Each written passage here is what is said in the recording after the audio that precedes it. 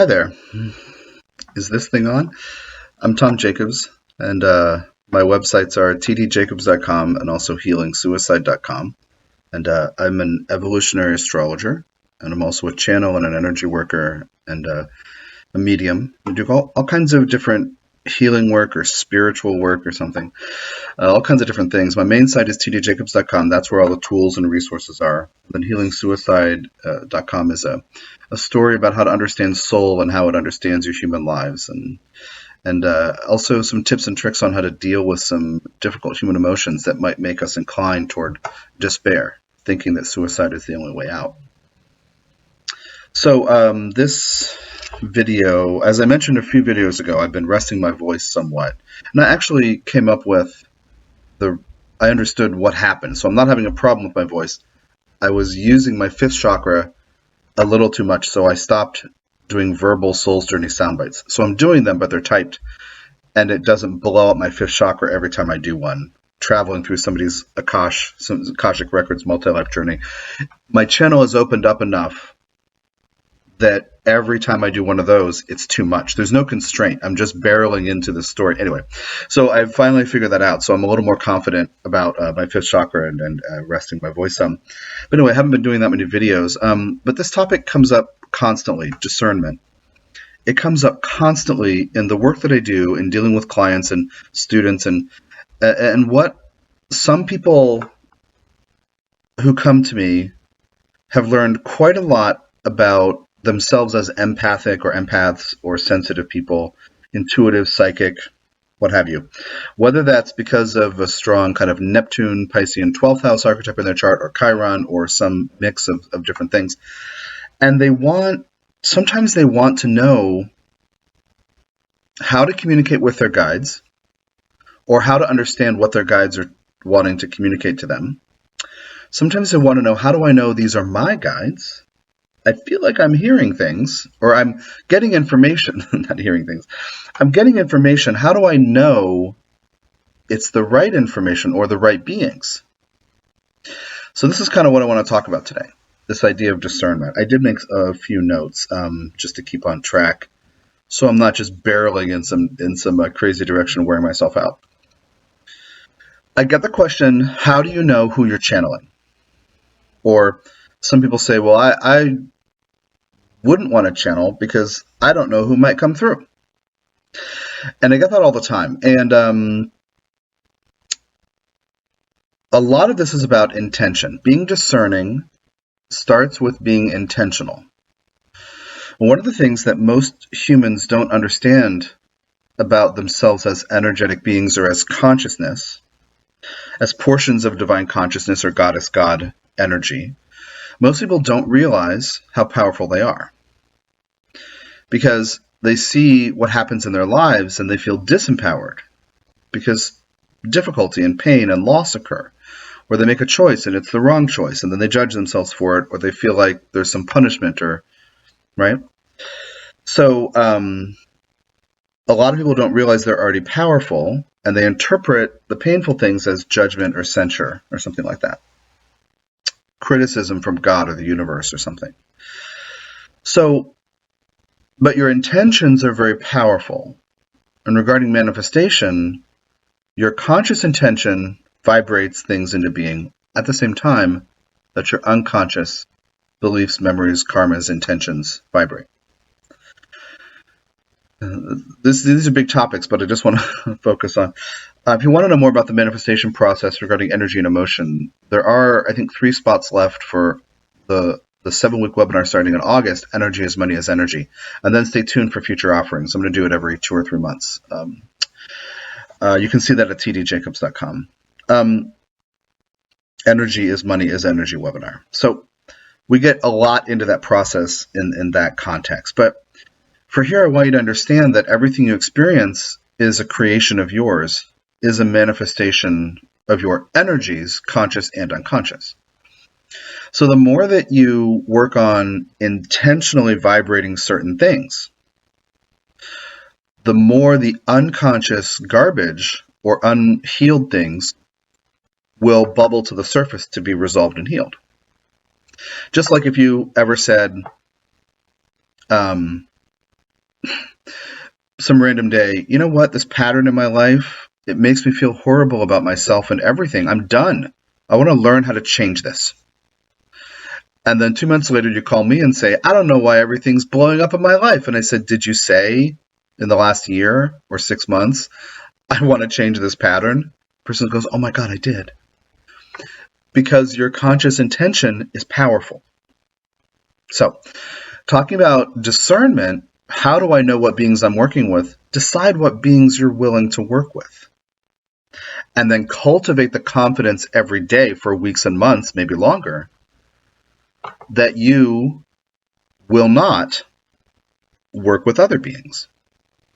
So a very helpful way to think of this is, I'm available to work with beings who have my highest good and the highest good of all involved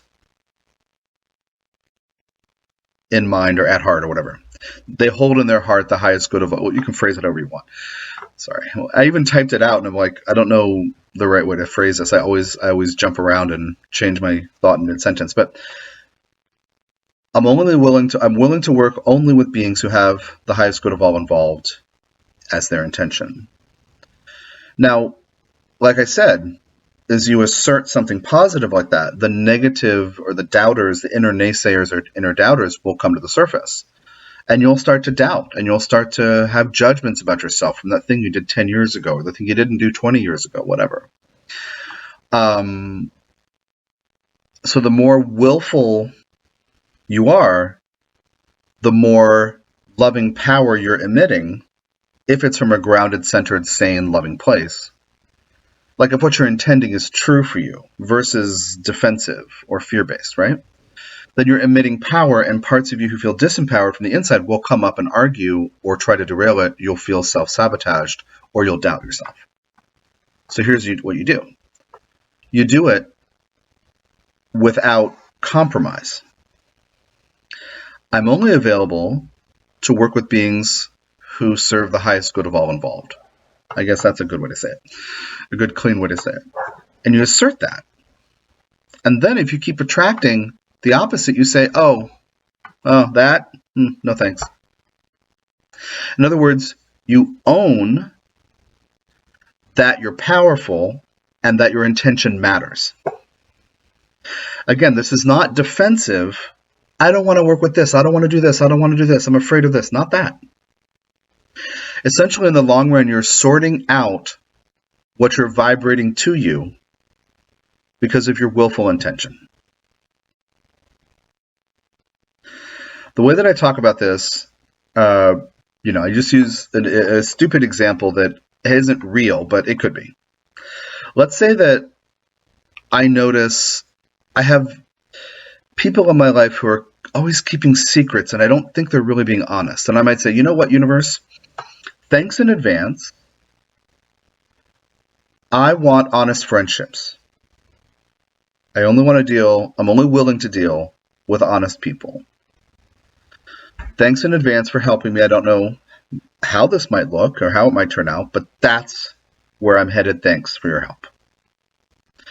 Now, let's say the next 5 people I meet are all just inveterate liars. My brain will say, this isn't working. But what's really happening is I'm vibrating to myself reflections of the unprocessed pain or garbage or judgments from my past. Why do I not have honest friends in the first place? It's because I'm vibrating some judgment about dishonesty or something. So those 5 people come up to me, and instead of saying, this never works, I have to say, well, okay, I'm vibrating that to me. Once I put out this great intention, that's what comes next. Let me understand, what is my relationship to that? This person might remind me of somebody I knew years ago who lied to me and I never forgave him. Oh my God, that's why that guy's here, right? Your powerful intention will manifest reflections of your internal garbage that you haven't yet learned how to resolve, heal, forgive, accept. Okay, so that's this first step is intention. But realizing you might draw the opposite of what you intend so you can double down on your intention and heal the past. And so how can I as a channel know that the beings I'm working with are the right beings or helpful beings? I'll attract various kinds of beings, but it's that intention. And I double down, I triple down, I quadruple down on that intention as I navigate different frequencies. So I make myself unavailable for certain things and available for certain things. I'm setting boundaries. Lots of different things come to me, and I pick and choose what I engage with. It's that simple. This does bring up issues of self-trust and issues when, from the past, you haven't felt safe, or you grew up watching horror movies like poor Poltergeist or something where you were unsafe from spirits. There's all kinds of them, right? But it's in learning through having this solid sense of intention that you actually matter and that you're actually issuing divine commands. You get to make these choices. Now, in the learning process, like I said, you might involve or you might attract certain things that you don't want to deal with, and we learn through those things. I have, experiences where essentially because I didn't know that I was strong, because I didn't believe that I could choose, I didn't believe I had the right to be safe, the right to own my own body, my own consciousness. I did attract things that scared me, and then I learned through those, and some of them were terrifying. I mean, it's not. This whole conversation comes up because I was working with a client who, the last few weeks, who's been healing, stuff about spirit and how can I hear my guides? How can I trust them? How to kind of know if I'm working with the right energies, right, or with the right beings? And a lot of us encounter these intense experiences and don't know what to do, and then we feel very scared or traumatized. Of course we do. There's no criticism in that. But this setting intentions thing is huge. You're basically asserting what you're available for. And like I said, when the opposite comes by, you say, oh, that, no thanks. But you own the confidence that you have the right to operate yourself in your life. Here on YouTube, and also I put the audio up on SoundCloud, both for free, is a 20-minute channel meditation called This Body is My Body. And I recorded it, I don't know, a few months ago, whatever, when the COVID-19 thing was starting to blossom. Kind of a weird way to say it, but when it was growing, the situation was expanding its reach or something, and I realized that people, lots of people, but also empathic or empathetic people, are going to feel the fear in the collective, and not just their own fears, but also kind of gets amplified by what's going on in the world. So I did that, and so I encourage you to look that up. This Body is My Body. It's a bright orange, like telescope picture of the Galactic Center, I believe. But anyway, bright, brilliant orange picture. This body is my body. Okay, so there's like the first pass. Discernment, intention. I'm only willing to do certain things. When I encounter the opposite, I get to say no thanks. When you encounter the opposite, you're learning something about yourself. Like, do I really feel safe? Do I really feel empowered to make choices? But you get to not engage with certain energies. Okay.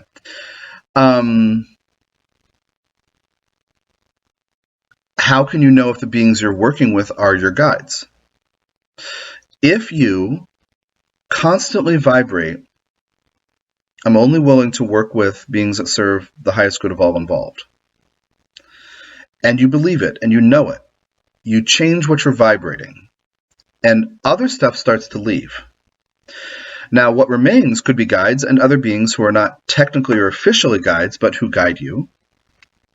Like Jehudi, Ascended Master Jehudi, also known as Hermes, Thoth, Saint Germain Merlin, appears to be a guide, but it's not. This being is not a guide for me.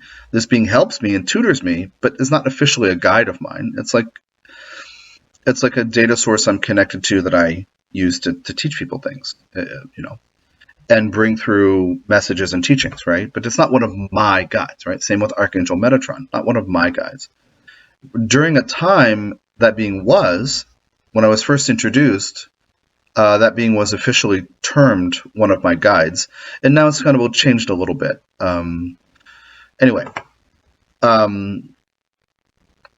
So you assert, you create this field, right? And other beings leave, or circumstance reveals that there are other things with you, and you clear it and you get rid of it.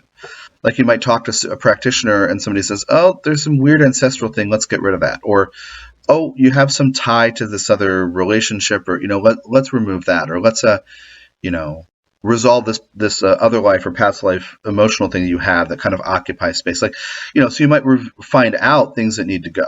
And some people who are super empathic, who have crummy emotional boundaries, or who come from families where there's a lot of intense stuff going on and they never developed this kind of discernment or intention or strong emotional boundaries. Like, they never said, I'm not available to do this, or mom, no thanks, no to your depression or addiction or whatever.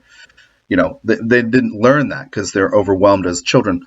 Or people and some people have all this going on, but also some people who have histories of addiction or binge substance use, where consciousness is kind of like really altered in a significant way, like benders, or like alcoholism over time. Not like over this weekend I drank too much, but like chronic stuff where your essential spiritual immunity kind of lessens. You might attract, like, frankly, dead people who vibrate like that, who are lonely. Like dead people who had that same issue or same behavior or addictive situation, who are lonely and they need a friend. I've cleared a bunch of things like that from different people over the years because they're sensitive to begin with, and there's some kind of like opening in their field. So anyway, sometimes there are other beings that are following a person around, right? Okay. When you are clear you're not going to work with such beings, it becomes revealed, and you find out if they need to go, or you learn how to get rid of them. But your intention, I'm available to work only with beings who serve the highest good of all involved. Okay, now that said, you may or may not know who your guides are, or if the beings you're talking to are your guides. But the more clear you are, and from the guide's perspective, it doesn't matter. A lot of humans want to know, who are my guides, and do I have guides? The answer is yes, you have guides. You have a rotating cast, anywhere from one to many, but you always have some being following you around, stalking. You always have some being with you. But the roster can change over time depending on what life issues you're working with. But they don't care if you know who they are. And quite often in sessions, people will say, can you tell me something about my guides? And sometimes tongue-in-cheek they say, your job is to trust that we exist. It doesn't matter what we're wearing or what we look like. Sometimes it's like smart alecky tongue-in-cheek, like, stop asking this question. Sometimes they'll say something that reveals an identity or some traditional affiliation or something, or an affiliation with some tradition, right? Like maybe somebody's studying shamanism and they attract some guide who appears as an indigenous person to say, oh yeah, you're on the right track, I'm your bud, I'm with you. But most often there's no description when people ask about the guides. I think in some people's readings it happens all the time. In the way I work, the guides say, trust me, I'm focused on what is out of balance, and they want you to trust. Anyway, they want you to trust. So it's just a different focus I have. So it doesn't matter who they are, but you can know if they're helpful to you by the vibration. So if you're doubling down, tripling down, quadrupling down, I am only available to work with beings who have the highest good of all involved. That's a loving vibration. When a being comes to you, or the influence comes to you, and you feel it's skeevy or creepy or something, there's your answer. Is this a loving vibration, or is it not? Discernment. But discernment is enabled by the committed grounding process, focusing on being in your body. This body is my body, this heart is my heart, this mind is my mind. This spirit is my spirit, this consciousness is my consciousness and mine alone. Again, check out that this body is my body meditation. And so then, how can I trust my own guides? If they are really your guides, you can always trust them. But we have to do the discernment process, as I'm describing, to get to where we are filtering out the other vibrations that are possible. Guidance will always push you toward trusting yourself and releasing the painful past that prevents you from trusting yourself. Guidance will never want you to doubt yourself. They want you to clear blocks to doubt, blocks to trusting yourself. Guidance will never encourage you to indulge in something self-destructive. So check the vibration. Does this open me? Does this make me concerned? Now, you might be overwhelmed by a being's vibration and feel a little concerned, but that's different than this energy doesn't feel good or right or true. If you are focused on my highest good and the highest good of all involved only, you start to, how do you say this? You start to kind of establish a vibratory baseline, and the things that don't serve the highest good become revealed pretty quickly. Just like if you made a commitment to live from your heart, grounded, hopefully, but from your heart, and you met people who talk only with their brains or their mouths or throats, the vibration will bother you because you want a heart-centered vibration. Same thing. Okay, so let me go back to my list here. Yeah, so if they are not your guides, how do you know these beings are working with your highest good? The vibration. It's all about the vibration. Okay. Now, all of that said, a great many people, and that's important, I want you to have this framework, but all that said, a great many people go to practitioners of various kinds, readers, records readers, intuitives, mediums, shamanic practitioners, I mean, all kinds of things, right? Tarot readers, any kind of divination, right? Or channels or mediums, right? Any kind of thing like that.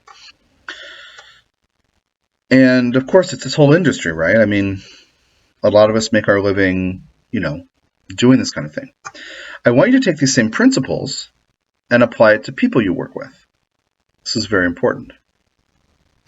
Because in your path to learn to trust yourself, you may employ people like me, people in this industry, right, down this path, you might pay them to help you get the truth, to help you find the truth, talk to your guides, get a message, get a spirit message here, talk to a late loved one, find out what you should do next or when you should you go to readers to get readings to help you. If you don't trust yourself or are not practiced with this, you might go to people like me. But I want you to use the same discernment before you book sessions, before you read people's websites, before you make phone calls, before you send questions. In other words, I want you to have an internal private process where you focus on, I work only with beings who have the highest good of all involved. Or I work with working toward the highest good of all involved. Do that separate from floaty and discarnate invisible friend beings, guides, angels, masters, whatever beings. Do it regarding people. Like, I want you to be discerning about where you go for readings, who you pay to help you. And what I want you to do is focus on this vibration. The highest good thing. And you really center and ground yourself. You might even do this body is my body process or whatever, or the grounding meditation I offer free through tdjacobs.com. Or any of the free things, the free meditations I offer through YouTube and SoundCloud and wherever else, and as downloads through my site. Like if you haven't encountered them, the 22 channel meditations that are each about 20 minutes each. So it's like 7.5 hours of material or something, right? And it's channeled energy work meditations with Jehudi, Hermes, Thoth, but also Archangel Metatron. Those can help you calibrate your energy field to get rid of crap, right? But anyway, apply this to practitioners and how you select a practitioner. You're going to read a website or get a referral from a friend, and your brain is going to receive that information. But I want you to be in your body, grounded, clear. I'm only available to work with beings who have the highest good of all involved in their hearts and minds. So when somebody says you got to work with this person that I've worked with, and your spirit curls up and it's not good, don't do it. I mean, this is very obvious, but I want to encourage you because some people really feel a heart longing for connection to spirit, and you could call many, many people for these readings or whatever, or to help you connect or to teach you psychic skills or whatever. I want you also to be discerning when you pay for help and ask for help. Now, all that said, just like I said earlier, a person might attract the opposite, right? You may at times have an experience with a practitioner that's really unhappy. I'm not saying it's all doomsday and you should be afraid. I'm saying sometimes it doesn't work out as we expect or want, but we get a valuable lesson. Like even recently, a man in a class I'm teaching, I was talking, he had asked me, he wanted some clarification on something, and he said, does Jehudi have anything to say? And I was like, oh, Jehudi, do you have it? This was over email, so I was like, oh, and Jehudi came up with his answers, and I wrote them down, and one of the things was like, let's say this teaching in the class doesn't work for him. Worst case scenario is he becomes a better teacher later because he wants things explained a certain way, and it will inspire him to have the confidence to take action for himself. So let's say, Tom, that you're doing it wrong, or let's say that you're not serving the student well. Worst case scenario is he has more confidence in how he would like to teach when he's doing his classes.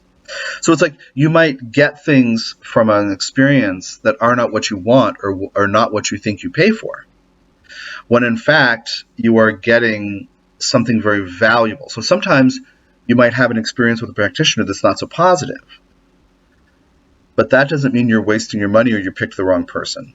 But anyway, these can become more rare if you focus on, I'm only available to work with those who serve the highest good of all involved.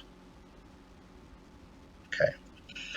So all that said about spirits and beings and calibration and cleanup and clearing and and then the practitioner idea, applying that to seeking services, right? I do want to say, I want to repeat that we, any of us, all of us, will and do manifest examples of our fears so we can overcome them. So this other conversation with somebody else recently, the person was saying, well, in a therapeutic context, if that person can't create a space that makes me feel safe, and I said, what if that practitioner's job isn't to make you feel safe? Like, if you expect someone to make you feel safe, you might get the opposite, because you need to learn not to rely on someone else to make you feel safe, but instead to trust yourself to become secure in yourself. In other words, so she was talking about working with a practitioner, and she's like, I don't feel safe here, right? That was her response to the situation. But that actually, maybe she's getting her money's worth because she's learning something important about what she expects that maybe isn't appropriate. Anyway, so we will draw opposite things to us to help us learn to be more self-reliant or self-trusting, or somebody once in a while, I mean, I don't know, I don't think this is true, but somebody might have a reading with me sometime and then hang up and say, oh my God, this guy is an idiot. That person might say, that was the least helpful thing I've ever, and that person might then be stirred into his or her own thought process that helps him or her. And then I have a memory of being in a workshop with my own teacher and sitting there fidgeting and being really like I wanted him to do it differently. It kind of echoed what I was saying about the student in the course recently, a few minutes ago. I wanted him to do it differently, and he wouldn't. And the answer was, Tom, go teach your own workshops. That was the answer. So I needed, so it's like we get pushed into sometimes uncomfortable situations, or we draw ourselves in there, or we opt for it. I'm going to pay somebody money and then find out it didn't give me what I thought I was paying for. Anyway, so set all this up for discernment, and then be graceful about the truth that you'll attract sometimes the opposite, but not all the time, right? You'll attract the opposite to help you see how to grow out of something. But again, I'll just end this video by saying, again, most people don't know that they are powerful and that their intentions matter because of experiences of feeling overpowered or feeling powerless, judgment, shame, guilt, or trauma that makes us lose our footing or lose our sanity temporarily, or for years or decades at a time. But most people don't know that, and I want you to practice, this affirmation. I'm available to work with only beings who have the highest good of all who serve the highest good of all, whatever. You heard me say it 5 different ways. But I want you to play with that and then really be aware of parts of you that don't feel strong or don't feel deserving or feel worthy of shame or guilt or rejection, and work with those parts with compassion and understanding and acceptance.